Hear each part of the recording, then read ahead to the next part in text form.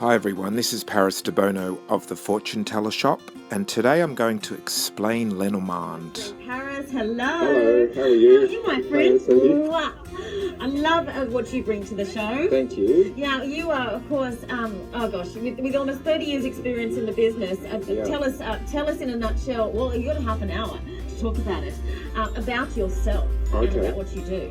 Well, I have my own shop, the Fortune Teller Shop, in Crown Street, Sydney. So I do fortune telling there every day. Fortune telling is it's an old-fashioned way of calling psychic readings, yeah? Yeah, psychic It's readings traditional using, way. yeah, it's the old-fashioned sort of way. It's a little bit, the term fortune telling is a bit derogatory in some ways because it sounds a little bit like charlatan or like trickster. Yeah. People see it as that, but it's not. No. But I actually wanted to call my shop that on purpose because I wanted to keep it really basic and really like stripped down to what it is. I like it because it takes it back to what it was. Yeah, like the We'll old call fashioned. that. Yeah. It's like parlour, like the times of parlours where they used to have entertainment using cards and fortune telling systems and things like that. Yeah, so.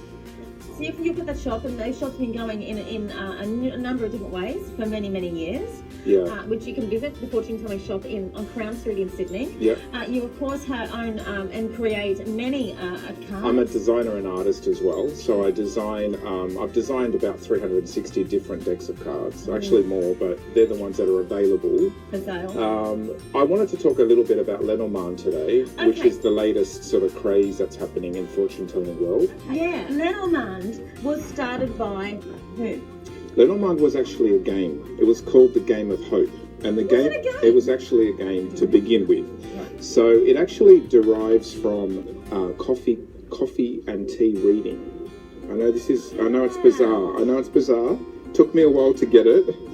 It actually is based on teacup symbolism. So when you do teacup readings, have you ever seen that being done? Yeah, I have. Yeah. We've had it done on the desk. Oh, right, yeah. So every card is related to a symbol that you usually find in teacup. So over the years, it ended up being a game, and then out of the game came Lenormand, the actual card system we have now. Yeah. So it sort of like evolved. Yeah. But it wasn't meant to be like an esoteric psychic game. It was almost like a fun pictorial word game. But fortune tellers have turned it into a fortune telling system. So this Lenormand guy created it as a game. He wasn't a fortune teller. He wasn't a psychic. This is really quite amazing. The original game was not about psychic. It was a bit like a parlour game, like Snakes and Ladders. Wow. Okay. So it's basically the system, and using the numbers, you're reading each card as a different story, and then that creates a whole story total. Yeah. So when did you decide? What made you decide to lean towards? If it even took you a little bit to get your head around. It took me about a year to actually. Did you just see that as something you had to tackle? Yeah, it was something I had to tackle, and I almost gave up several times because my brain was attuned to tarot. Yeah. So I kept reading the cards with like tarot symbolism. And I kept getting coached by other Lenormand readers telling me that that's not how you read it. So over time, I had to give up putting tarot symbolism in it, or astrology symbolism, because that's my background, astrology and tarot. So here are some examples of how Lenormand and tarot are different. So here we have the Lenormand star card, and then we have the tarot star card. If we look at the tarot one with the image of the female pouring water from a pond onto the dry land, we see that the tarot card has got a lot of symbols. It's got, the woman, which could be to do with your physical body, could be to do with your physical beauty. We have her pouring out water, which could represent a flow of energy. She's putting the water from the pond onto the dry land, which could represent growth and fertility. And then we also have in the background a tree with a bird on it, which could represent, the bird could represent, travel, or it could be something exotic because it's an exotic looking bird. So with the tarot symbol, you read a lot of the imagery in the picture, in the tarot card, Whereas when you look at Lenormand, it's a group of stars, and the Lenormand star card usually represents many of something, like many stars, or it could be like a galaxy, say. But the star card in the Lenormand deck also can just mean plenty of, and spread out or splayed out. So the Lenormand picture has less sort of interpretive images or symbols on it compared to the tarot star. So with reading tarot, you tend to immerse yourself into the artwork and into the picture and the symbolism. Whereas with Lenormand, you tend to read it more as the meaning of the card. So once you know the meaning, that's what you rely on more than the actual picture of the actual art on the card. Another example is the moon card. So here we have the tarot moon, which has two dogs, or a dog and a fox, and it has a pathway, and it has sort of like two columns or towers in the background, and it has a lobster or a crab coming out of the water. All of these things in tarot have symbolism and mysticism attached to them. And when you're a tarot reader, you would read all these different symbols and sort of let your intuition sort of work with the different symbols. Whereas with the moon card in Lenormand, the moon card basically represents about 4 or 5 different things. It represents reflection. It could also be your reputation and how you're seen by the public. It could represent things like moods as well. But it has less esoteric sort of symbolism attached to it. Another example is the sun card.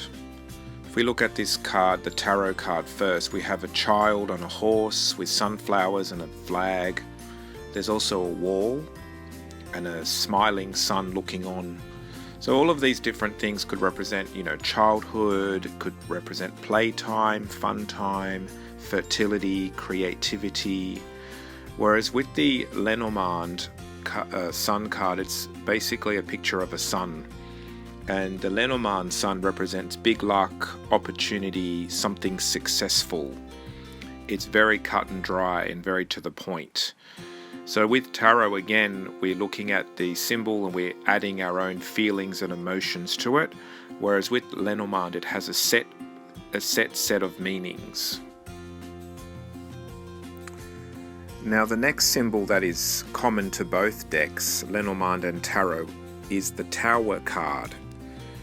Now this card actually has two very almost like opposite meanings in the distinctive cards in the two different decks. So the Tower in the Lenormand deck usually represents authority or large buildings, could be government, could be places of power, whereas the Tower card in the Tarot usually means disruption, a breakdown, something toppling over. It could be like an uprising or a rebellion or just some sort of like emotional breakdown even. We've got people falling out of a tower that's been hit by lightning. So it could be a sudden attack, or it could be like war or some sort of like retribution or just fate playing a part. Okay, so these two Tower cards are almost like opposing in meaning. The Lenormand is more about stability and being alone and sort of standing on your own. And whereas the Tower in the Tarot is kind of like chaos. So as you can see, the point that I'm making here is that if you are a tarot reader or even an astrologer, you can't use the same symbolism in the two different systems or two different decks. And when I originally started studying Lenormand, that's what I tried to do. I thought I could cut and paste the meanings, but then I realized that that wasn't the way it worked. So I had to learn the Lenormand meanings separately from the tarot and separately from the astrology. So here's another example of the Pisces card, which is a zodiac sign that we use in astrology, and the Lenormand fish card. Again, when I first started learning Lenormand, I was trying to use a lot of the symbolism that I saw in the Pisces card. You know, dreamy, emotional, sensitive, intuitive, mysterious. Whereas the fish card in Lenormand is more about being plentiful, plenty of fish, and it's usually associated with money, wealth and prosperity. So it had a very different, even contradictory meaning. So in the following video segment, I'm going to explain a little bit more about how Lenormand works.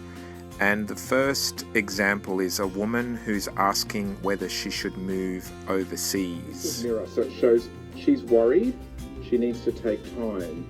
Friends, there'll be travel or choices to make. Possibly she'll make new friends, or she might have to visit friends, or friends will visit her. Okay, so it's very mathematical. So once you know the meanings of each card, you then start to deduct what it means. Okay.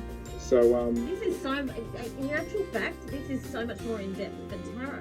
It is actually very in depth, but in a different way. You're using, like you said, you're reading the tarot intuitively. Because of the math part of this, this would take me a long time. Yeah. Well, what I do, because when I do readings, I can't really do maths because my brain isn't switched on to the mathematical side. But what I would do is often have a calculator. This is a formula. This is very formula. And the way that I describe it actually is it's a bit like a ballet. Ballet has a formula. You can't do you can't do breakdancing or jazz in the ballet, right? Classical ballet. You have to follow the rules. And the teachers will know if you're not following the rules. I mean, you know, if you're doing ballet in front of an audience that doesn't know ballet, you probably get away with a few little steps. But when you're doing it in front of ballet teachers, you have to really follow the step.